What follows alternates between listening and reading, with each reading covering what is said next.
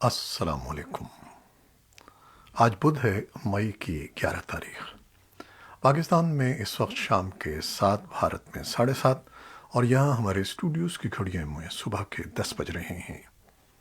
Voice of America Washington کی Urdu service سے میں ہوں خالد حمید، خبروں کے بلیٹن کے ساتھ۔ اسلام آباد میں الیکشن کمیشن آف پاکستان نے پی ٹی آئی کے منحرف اراکین قومی اسمبلی کے خلاف ریفرنسز پر فیصلہ سناتے ہوئے پی ٹی آئی منحرف اراکین قومی اسمبلی کے خلاف ریفرنسز کو خارج کر دیا ہے۔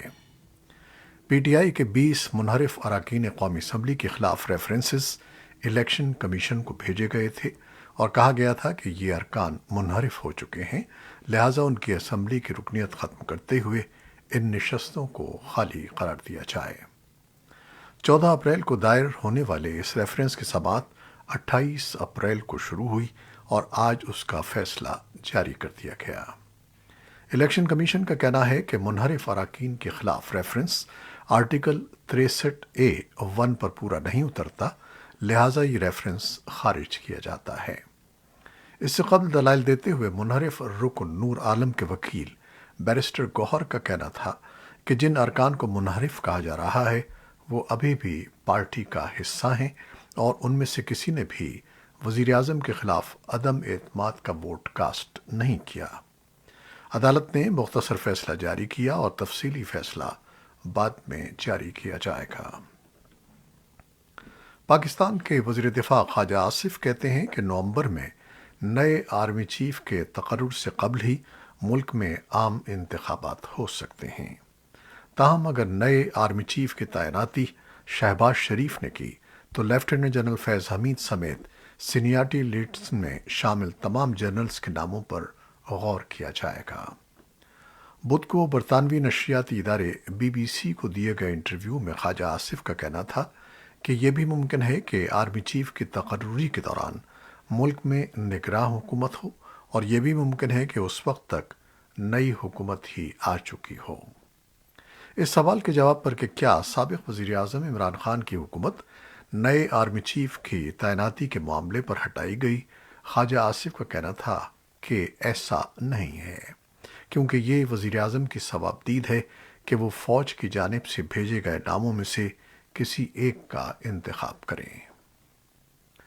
اقوام متحدہ کے سیکرٹری جنرل انتونیو گتریس نے بدھ کے روز کہا کہ یہ تو واضح ہو گیا ہے کہ یوکرین میں کسی امن معاہدے کا فوری طور پر کوئی امکان نہیں ہے، لیکن انہوں نے وعدہ کیا کہ عالمی ادارہ کبھی ہار نہیں مانے گا اور ہم اس بے مقصد جنگ کو ختم کرنے کے لیے جب بھی جو کچھ بھی کر سکتے ہیں اس کے لیے تیار رہیں گے۔ ویانا میں آسٹریا کے صدر الیگزینڈر وان ڈلبن سے گفتگو کرتے ہوئے نامہ نگاروں کو انہوں نے بتایا کہ اقوام متحدہ زندگیاں بچانے، انخلا کرانے اور انسانی بنیادوں پر امداد کی فراہمی کے لیے جو کچھ کر سکتی ہے وہ کر رہی ہے۔ انہوں نے کہا کہ یہ جنگ ہمیشہ نہیں چلے گی۔ ایک وقت آئے گا جب امن مذاکرات ہوں گے، اور وہ لمحہ بھی آئے گا جب امید ہے کہ یہ ممکن ہوگا کہ اقوام متحدہ کے منشور اور بین الاقوامی قانون کے مطابق مسئلے کا حل تلاش کر لیا جائے گا۔ امریکی ایوان نمائندگان نے ایسے میں یوکرین کے لیے $40 ارب سے زیادہ کی امداد کی منظوری دے دی ہے، جبکہ کیف روسی حملے کے خلاف برسر پیکار ہے۔ یہ رقم اس سے $7 ارب زیادہ ہے جتنی بائیڈن نے اپریل میں درخواست کی تھی۔ اب یہ بل سینٹ میں جائے گا، جہاں توقع ہے کہ اس پر تیزی سے کارروائی ہوگی۔ ریپبلکن سینیٹر لنڈسی گراہم اور ڈیموکریٹک سینیٹر رچرڈ بلیومینتھال نے قرارداد پیش کی، جس میں وزیر خارجہ اینٹنی بلنکن سے کہا گیا کہ روس کو ایسی ریاست قرار دیا جائے جو دہشت گردی کا ارتکاب کرتی ہے۔ وائٹ ہاؤس ابھی روس کو اس فہرست میں شامل کرنے کے لیے تیار نہیں ہے۔ یوکرینی عہدیداروں کا کہنا ہے کہ ملکی افواج نے روسی فوجوں کو خارکیف نامی شہر سے باہر پسپا کرنے میں کامیابی حاصل کی ہے۔ شمال مشرقی یوکرین کا شہر اس وقت سے حملوں کا ہدف بنا ہوا ہے جب فروری کے اواخر میں روس نے یوکرین پر اپنا حملہ شروع کیا تھا۔ यूक्रेन के सदर ज़ेलेंस्की वोलोदिमीर ने मोहतात अंदाज में मंगल को देर गए अपने खिताब में इसे अच्छी खबर करार देते हुए सुनाया। उन्होंने कहा कि काबिज फौजों को बतदरीज पसपा किया जा रहा है। उन्होंने कहा कि मैं ये इसरार करूंगा कि वो इस हवाले से इस वक्त ज़्यादा जज्बाती न हों। हमें जज्बातियत और अखलाकी दबाव का ऐसा माहौल पैदा करना चाहिए जहां हर हफ्ते बल्कि हर रोज़ फतह की तवक्को की जाए। अल जज़ीरा टीवी की एक सहाफ़ी बुध के रोज़ उस वक्त गोली लगने से हलाक हो गई जब वो मकबूजा मगरबी किनारे के कस्बे जिनीन में एक इसराइली हमले की कवरेज कर रही थीं। एक ब्रॉडकास्टर और रिपोर्टर ने जो इस वाक़े में ज़ख्मी हुए इसराइली फोर्सेस पर इल्ज़ाम लगाया है, जबकि इसराइल का कहना था कि इस बात का सबूत है कि दोनों फ़लस्तीनियों की गोलियों के हमले का निशाना बने। शीरीं अबू आकिला, जो अरबी ज़बान के चैनल की एक मारूफ फ़लस्तीनी रिपोर्टर और अमरीकी शहरी थी, को गोली लगी और वो फ़ौरन हलाक हो गईं। एक और फ़लस्तीनी सहाफ़ी अली समोदी, जिसकी कमर में गोली लगी, हस्पताल में दाखिल है और उसकी हालत बेहतर है। कतर में कायम नेटवर्क ने अपनी नशियात रोककर खातून सहाफ़ी की हलाकत की खबर दी।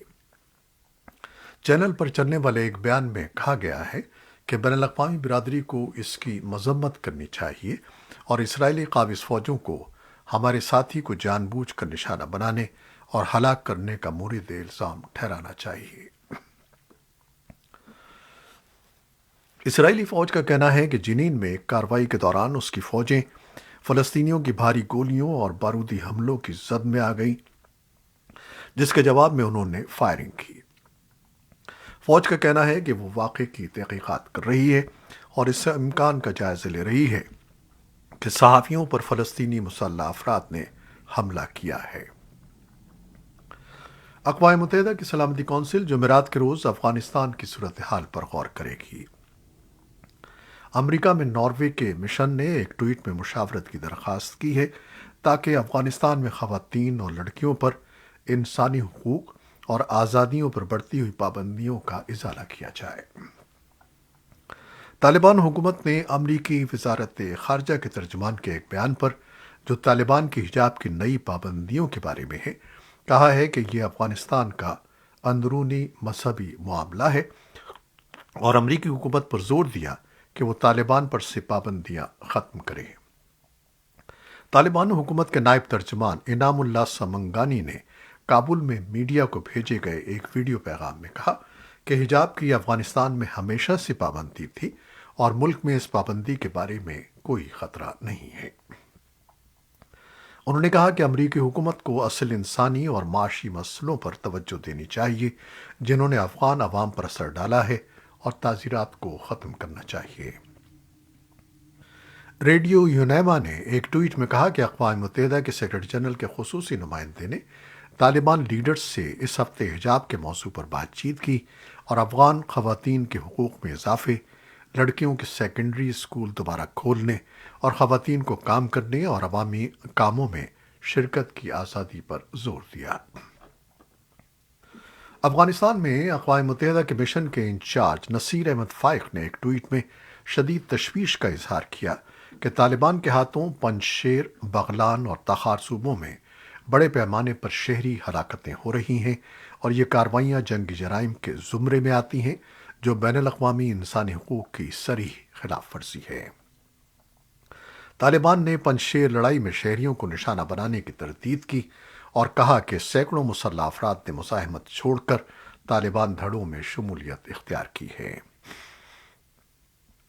कलअदम शिद्दत पसंद तंजीम तहरीक तालिबान पाकिस्तान ने हुकूमत और सिक्योरिटी फोर्सेस के खिलाफ रवा माह के अवाइल के जंगबंदी में 5 दिन की तौसी कर दी है। तंजीम के तर्जुमान और महसूस कबाइल जरगे के तर्जुमान ने जंगबंदी में 15 मई की रात तक तौसी की तस्दीक की है। ये थी वो खबरें जो फेसबुक लाइव पर हमने आपके लिए पेश की। हमारी वेबसाइट, यूट्यूब और पॉडकास्ट पर यह बुलेटिन पोस्ट कर दिया जाता है। आप हमारे बुलेटिन को शेयर करते हैं और अपने कमेंट्स में मोहब्बतों का इजहार करते हैं। ये सिलसिला जारी रखिएगा। खालिद हमीद को इजाज़त दीजिएगा। अल्लाह हाफिज़।